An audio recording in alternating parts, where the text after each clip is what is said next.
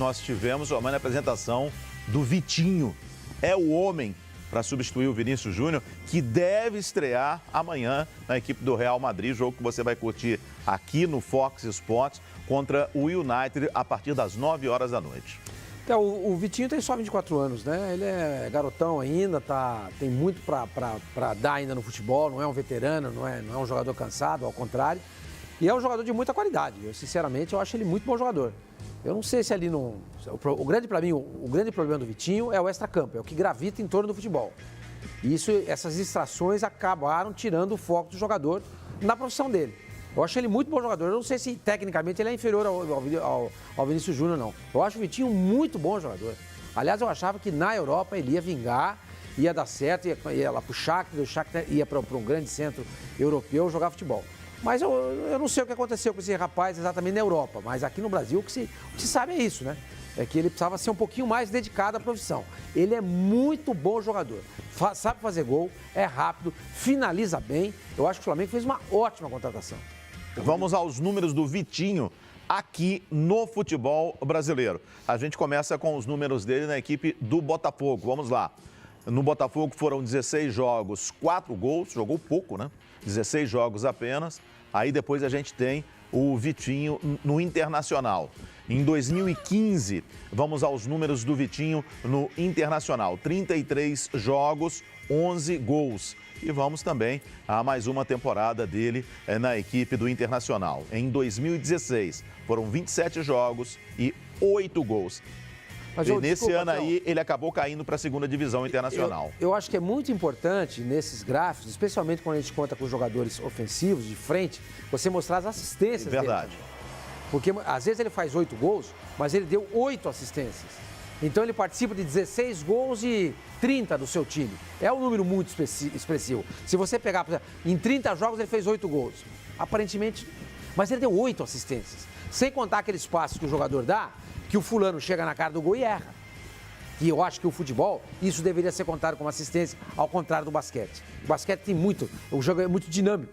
Então só conta o passe que sai cesta. O futebol devia ser diferente. O passe que te deixa na cara do gol, você chuta na trave, em cima do goleiro ou fora, eu acho que esse passe deveria ser computado. A culpa não é do cara que fez assistência, né? É, exatamente. O cara fez o trabalho dele, ele te deixou na cara do gol. E o Vitinho é um jogador que tem essa característica. Eu estava olhando no Shakhtar Donetsk, eu não sei se o PVC está dando uma olhadinha aí, ele teve, acho que na última temporada dele, os números são muito bons. Ele tem acho que 5 ou 6 assistências. No CSKA. No CSKA. E nessa última temporada, os números dele são muito bons. Não são ruins. Entre assistências e gols marcados. Volto a dizer, eu acho que o Vitinho foi uma ótima contratação no Flamengo. Dorival, você gosta do Vitinho? Bastante. Acha que vai cair bem nesse time do Flamengo? Pode cair, sim. O Flamengo está com um time bem entrosado, um time jogando muito compacto, tem individualidades. Esse menino aí, o Paquetá, olha que joga jogador. em vários setores várias do campo, funções, né? Várias funções. E executa muito bem todas elas. É interessante isso. Então, o Flamengo, para mim, Ele desconstrói jogada, constrói jogada e finaliza. Exatamente. Muito bem dirigido aí. Esse menino aí já tinha feito um ótimo trabalho. Você gosta do Barbieri? São Paulo. Maurício, muito bom profissional. PVC, você estava aí buscando nos seus números, no seu arquivo? Não é nem no meu arquivo, é na internet mesmo. Essa praga que eu... Vai no Transfer Market. Estou querendo te dar moral. Vai lá, PVC, diga lá. Eu puxei isso aí hoje no rádio, eu vou puxar aqui. Tem um detalhe, o Rodrigo Bueno lembrava isso mais cedo, que é verdade. Estão falando da qualidade, eu acho que o Vitinho é um jogador talhado para substituir o Vinícius Júnior, porque ele tem velocidade, porque ele joga pelo lado esquerdo, porque ele tem drible, porque ele tem gol. De fato, no Internacional, uma coisa que o Rodrigo lembrou mais cedo no expediente, uma coisa que reclamava-se dele, por isso muitas vezes se escalou ele como atacante central, que ele não é, porque ele marca pouco. Ele participa taticamente pouco. Esse é um ponto que ele precisa melhorar. Precisa ser trabalhado para participar mais defensivamente também. Mas ele vai, no ataque, ele vai ter muitas características que o Vinícius Júnior emprestava para o time. Vale lembrar que o Vinícius Júnior é o artilheiro do Flamengo nesse ano. Agora, ele já chega e já é titular? Eu acho que já chegar e ser titular, eu acho que imediatamente não, mas com o tempo ele... Porque esse lado aqui que o PVC Flamengo tá falando, o Uribe tem ajudado muito a marcação. Então, mas jogador que não faz isso, eu sempre digo, que o jogador tem que ser participativo sem a bola. Você joga 4 minutos de quem pega muito na bola, quando muito, 4 minutos dos 94, 95, 4 minutos. Um Neymar, por exemplo, no auge. O resto é tudo sem a bola. Então, hoje, o jogador de futebol capacitado, competente, moderno, tem que cumprir todas as funções táticas a ele distribuídas. E principalmente sem a bola. Hoje, para o cara ser completo, ele tem que saber marcar. Tem que saber preencher espaço, tem que ler o jogo, tem que saber fazer a troca na hora certa. Não é só treinamento, vai muito da visão global do jogador. Às vezes você treina uma coisa, mas tem uma situação de jogo que você não treinou, apareceu. E o cara tem que estar ligado no jogo, tem que ter uma leitura para poder fazer uma coisa que não foi treinada. Isso acontece muito. Então, o jogador hoje tem que raciocinar, tem que ter leitura de jogo e tem que marcar. Jogar ele sabe. Eu conheço muita gente que sabe jogar, mas que não marca. Se não marca, o treinador não escala. Desenvolva, sua mãe. Foram 30 jogos na temporada passada pelo CSKA Moscou, 10 gols e 5 assistências. O CSKA marcou 49, ele participou de 15. Ele participou de 15. Quer dizer, participou muito. Bastante coisa. Um terço. Não é, Um terço. Quer dizer, foi um jogador importante. É bastante coisa. Né? Agora, a gente passava o texto dos jogadores que o Corinthians apresentou. O paraguaio Sérgio Dias, que estava no Barcelona B, se eu não me engano, ele participou de um amistoso só com a equipe principal Bem pertinho. O Corinthians é mais complicado. Acho que até o Corinthians é um problema que o ano passado ele não teve, né? Ele pôde se dedicar apenas ao Campeonato Brasileiro. Caiu fora da Copa do Brasil rapidamente, idem para a Sul-Americana e ficou concentrado no Brasileiro. Teve semana cheia. Olha a classificação aí, Romani. Exatamente. Olha lá, o Flamengo em 34, São Paulo 32, Internacional 29, Atlético Mineiro e Grêmio 27, Palmeiras 26 e lá vem o Corinthians na 7ª colocação com 25. O Corinthians tem 3 competições. Elas 3 são competições que exigem demais do elenco. Dessa turma aí, ó. Se o Corinthians tem esse elenco todo. Dessa turma aí, Internacional só tem que se preocupar aí. O Galo só tem que se preocupar aí. E o São Paulo tem uma competição que é sul-americana. Inclusive, jogo que você também vai ver aqui no Fox Sports na próxima quinta-feira contra o Colón da Argentina, 16 avos de finais. A Sul-Americana, no começo, né, como tá agora, né, ela não exige tanto. Mas à medida que ela funila, ela se torna uma Libertadores. Ela é tão exigente, tão desgastante quanto a Libertadores. A mesma coisa. Nesse começo, os adversários não são tão fortes assim. Você consegue até fazer um resultado bom fora de casa, poupa jogadores em casa, joga meio que mais tranquilo. Mas a partir de quartas de final, você tem uma sequência de 6 jogos, pelo menos, que você vai exigir do time. Mas eu acho que o São Paulo tem um elenco para isso. Olha, a gente está vendo aí a outra parte da tabela, na lanterna dos afogados agora. O Santos, o Atlético Paranaense, o Paraná e o Ceará.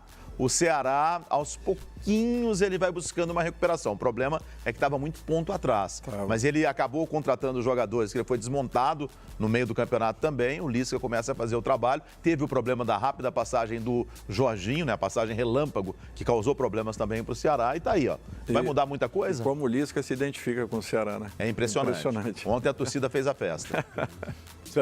Vai mudar muita coisa por causa da tabela ou dos reforços? Por causa dos reforços, por causa da troca de treinadores. A gente estava falando na semana pré-Copa, que a gente estava discutindo que ia ter desmanche, todo mundo era consenso que a gente achava que ia ter um novo campeonato, mas eu falava, vamos voltar da Copa, vai ter 30 mais ou menos que saíram. Saíram 50. Foram 50 jogadores? Que saíram começaram o campeonato, que estavam à disposição dos seus técnicos na primeira rodada do campeonato, até agora, saíram 50 jogadores. E a janela não fechou ainda. Não, a janela fecha dia 9 de agosto para a Inglaterra, 17 de agosto para a Itália, 31 de agosto para a França e para a Espanha. Tem muita coisa ainda. Saíram 50.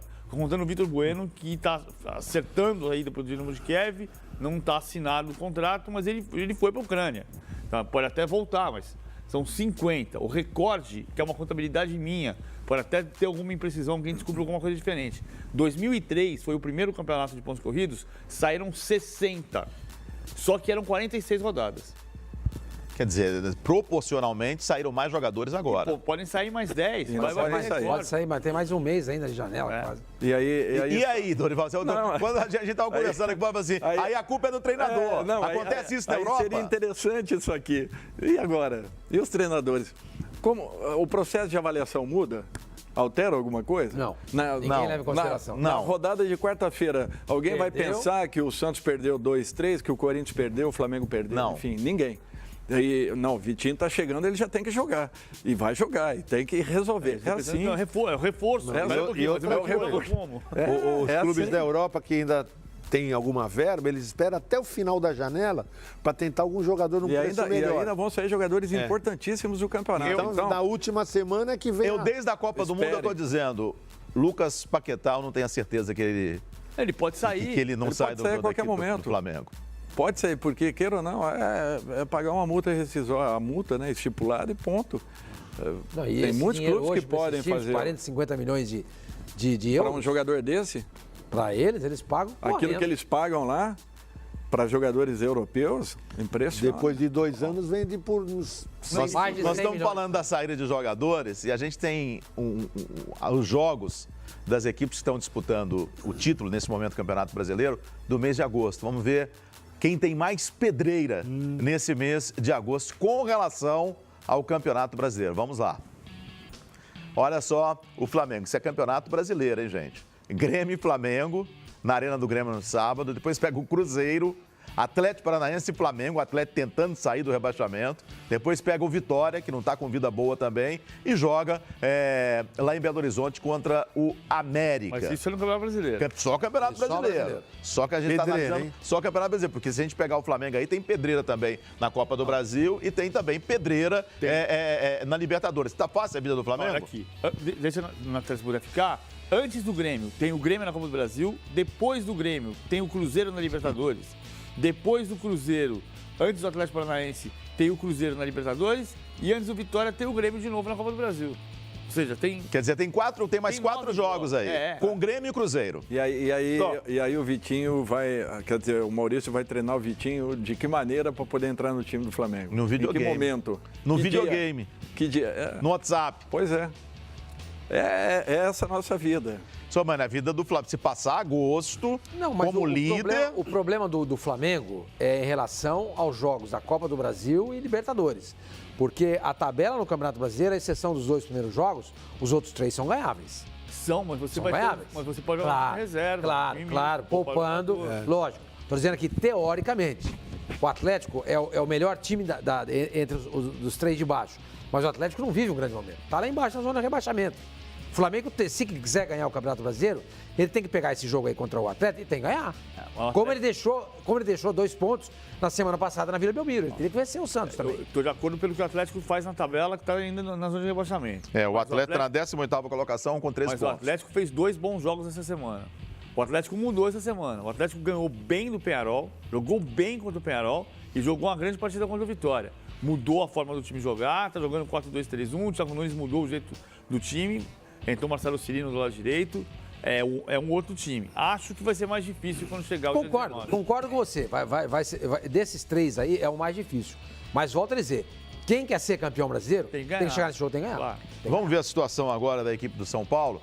Vamos ver o que o São Paulo tem pela frente neste mês de agosto. Olha, tem o Vasco.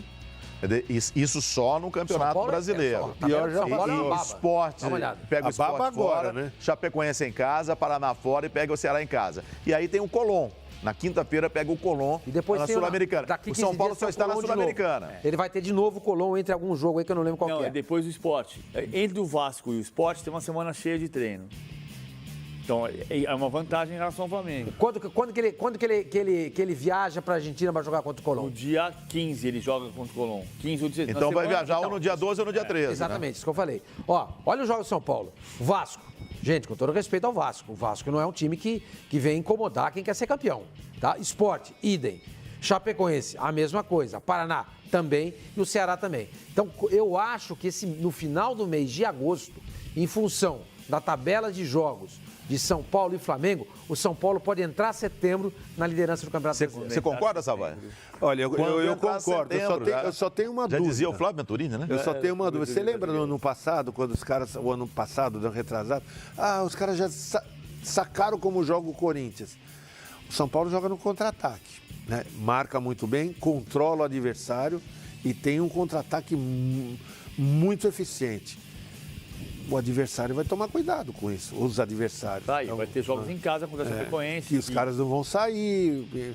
Então, acho que... Chapecoense, Ceará e Vasco. eu acho que na teoria o São Paulo tem tudo para brigar pela liderança, porque o jogo do São Paulo hoje, a partir de agora, venceu 4 jogos dificílimos, né? Venceu, não, passou. O que eu digo venceu ultrapassou. Mas agora a sequência do São Paulo é muito mais suave do que a do Flamengo. A possibilidade do Flamengo perder pontos é teórica, tudo na teoria, né? A prática às vezes desmente a teoria. É muito maior do que o São Paulo perder pontos nessa tabela. O São Paulo tem a quinta melhor campanha como mandante no Campeonato Brasileiro, estou dando uma olhada aqui, ele tem 17 pontos somados.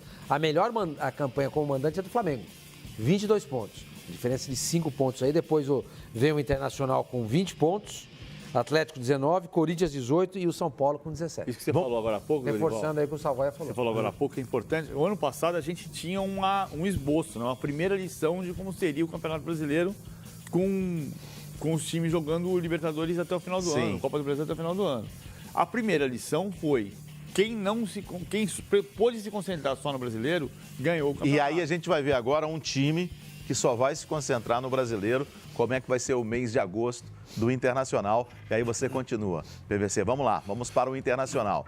Joga fora contra o Galo, Fluminense fora, em casa contra o Paraná, joga fora contra o Bahia e aí pega o Palmeiras em casa. O Internacional só tem isso em agosto. Presta atenção, porque o Internacional, ninguém fala do Internacional, o Internacional veio da segunda divisão, o Internacional não tá nem aí para ficar na Libertadores tá tudo bem, o plano do Internacional era ficar ali em 6º lugar, 7º lugar, tá em 3º, e isso que o Savoia falou também, em teoria o Internacional não é candidato ao título, mas não é comigo o problema. Nesse momento são 5 pontos de desvantagem com relação ao Flamengo. Mas em relação ao Flamengo, mas são 3 pontos em relação ao São Paulo. A tabela do Internacional também não é ruim. Tem 2 jogos complicados aí, o Atlético Mineiro fora e o Palmeiras em casa. Bahia, Paraná e Fluminense, com todo respeito ao Fluminense também, que é uma das grandes equipes do futebol brasileiro, não são equipes que o Internacional vai achar que o Internacional tem que fazer 9 pontos ali.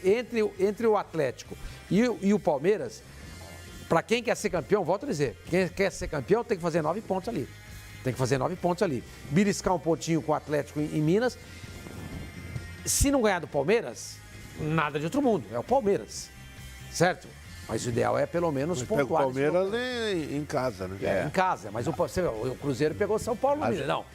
Perdeu. A gente vai mostrar agora o Atlético ou o Grêmio? O Grêmio. Então vamos ao Grêmio. O Grêmio, que aí não, aí é uma outra história. O Grêmio também tem um agosto mais complicado, porque tem Libertadores e tem também Copa do Brasil. O Grêmio joga com o Flamengo em casa. Desculpa te incomodar. Você viu no jogo de ontem contra a Chapecoense, por exemplo, o Grêmio entrou com um time misto. O Renato faz isso. Ele não tá preocupado, o Grêmio não está preocupado com o Campeonato Brasileiro. Eu não acho que o Grêmio vai incomodar. Agora, é pedreira esse Campeonato Brasileiro. Essa tabela aí pro Campeonato do Grêmio é pedreira, ó. Contra o Flamengo ele entra completo. Ó, joga contra o Flamengo, joga contra o Corinthians fora. Aí tem o Vitória, depois o Corinthians fora, o Cruzeiro em casa e sai para pegar o Atlético Paranaense. E aí a gente tem Copa do Brasil e tem Libertadores no meio do caminho do Grêmio. Não deve jogar completo contra o Flamengo. Foi o que o Rodrigo Bueno falou hoje no expediente, que a informação que ele tem é que não joga. Eu também acho que não joga porque tem... É jogo sábado. Para mim, o Grêmio é um sério candidato ao bicampeonato, ao Renato. Da Libertadores. Da Libertadores. Aí vai se tornar o primeiro time brasileiro a ganhar 4 vezes a Libertadores. Eu acho que esse é o grande desafio do Grêmio. E eu, se fosse o Grêmio, eu me concentraria exatamente na Libertadores, porque há possibilidade disso acontecer. Eu não coloco o Grêmio entre os postulantes ao time do título brasileiro. Claro, entre os mais fortes. Não por falta de qualidade, né? Exato. Se derem chance, ele vai ganhar. Não, é pela opção mesmo. Pela opção. Por opção. Para mim, o Grêmio vai se voltar totalmente para a Libertadores. Também acho isso. Você acha que o Grêmio vai abrir mão do Brasileiro e da Copa do Brasil? Pelo menos abriu o ano passado. Os sinais que o Renato está dando é nesse sentido. E ele sabe que o Grêmio é muito forte nessa competição e eu não tenho dúvidas que ele vai priorizar. No Campeonato Brasileiro ele poderia igualar em termos de conquistas ao Internacional, né?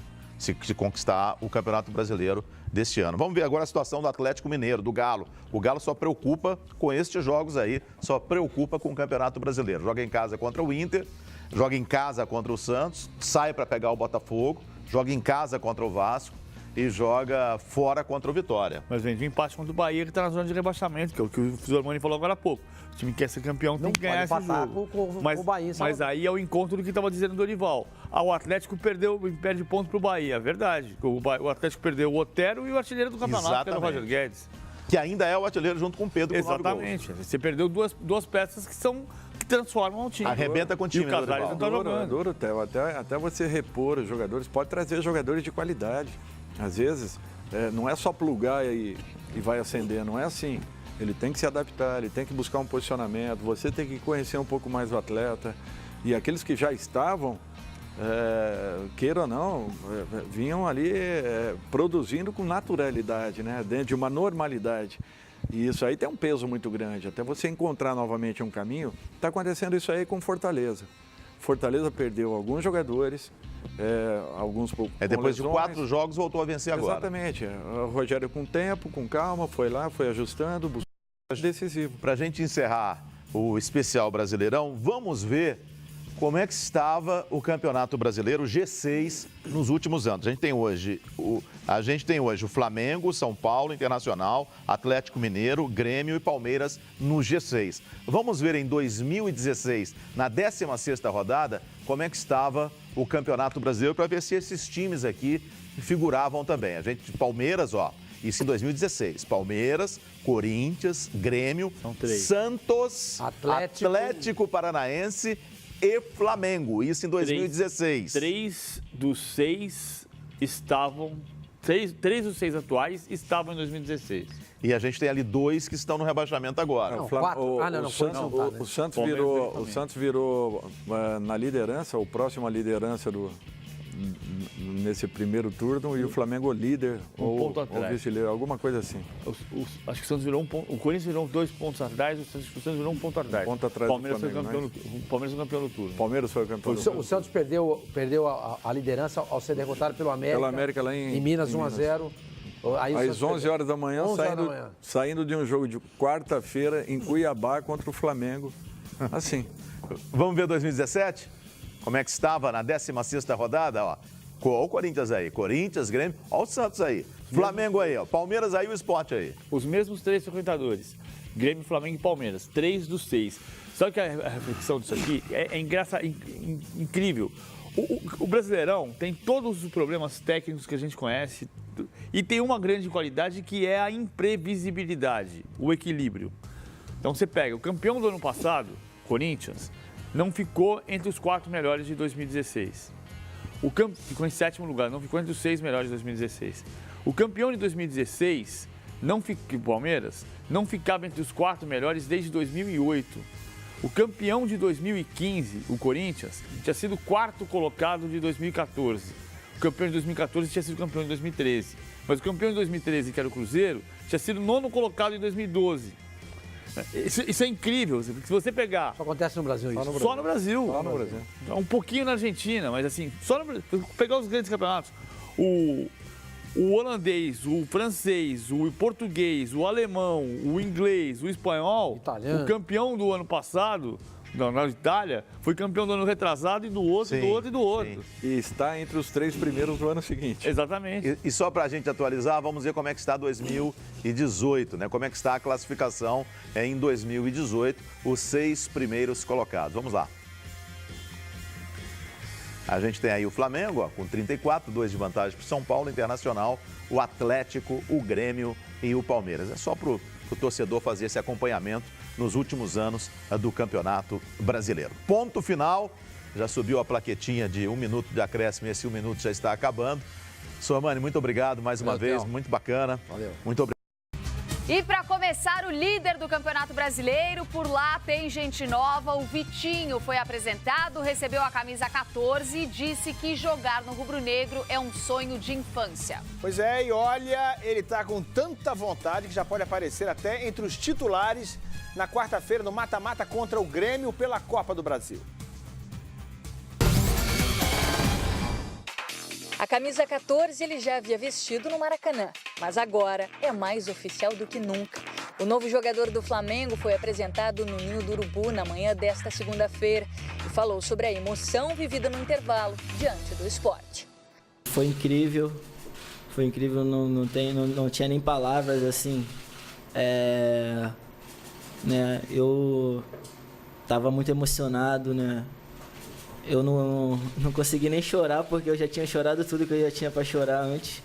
Vitinho chega ao Flamengo com a contratação mais cara da história do clube, cerca de 44 milhões de reais.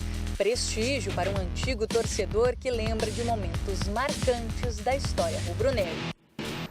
Foi quando o Pet faz aquele gol de falta contra o Vasco, né? Que a gente estava vendo o jogo em casa e foi a maior agitação, assim. Aquele dia foi inesquecível, assim, a minha família toda fez uma festa e aquilo ali me fez querer mais vir, né, querer mais jogar no Flamengo e eu acho que esse é um momento que eu nunca vou me esquecer e que ficou marcado. O atacante de 24 anos assinou até 2022 e já treinou com o grupo na manhã desta segunda-feira e recebeu elogios de Maurício Barbieri.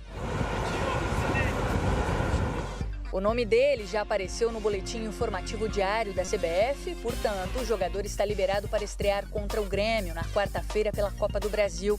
Vitinho vem de pré-temporada na Europa e está 100% fisicamente. Foram 40 dias de trabalho e 2 amistosos com o CSKA depois das férias. O difícil é mais a dificuldade do jogo, né? Porque se tratando de uma equipe grande como o Grêmio vai ser um jogo difícil. Mas com relação a FUS, a gente se adapta e eu tô louco para jogar e na minha cabeça eu não consigo nem pensar em algo que possa atrapalhar isso. Então eu tô tão ansioso para estrear que eu já, se precisar de mim, eu já quero entrar em campo para poder ajudar o Flamengo. Nos bastidores, a informação é que a chegada deste reforço inviabilizaria a permanência de Paulo Guerreiro, tendo em vista o aspecto financeiro. Mas a direção nega. Paulo Guerreiro tem mais 4 jogos até o término do atual contrato, que encerra no dia 10 de agosto. Por enquanto, jogador e diretoria ainda não chegaram a um consenso sobre a renovação. Não tem novidade nenhuma, nós estamos trabalhando para que o Paulo Guerreiro continue conosco, é o nosso desejo e eu acho que a gente vai conseguir. O Flamengo viaja para Porto Alegre na manhã desta terça-feira e treina à tarde em Viamão, na região metropolitana. O zagueiro Rodolfo segue fora, ainda se recupera de uma lesão muscular. E olha, Atlético Mineiro e Bahia fizeram um jogo recheado de emoções lá em Salvador, né? Lá na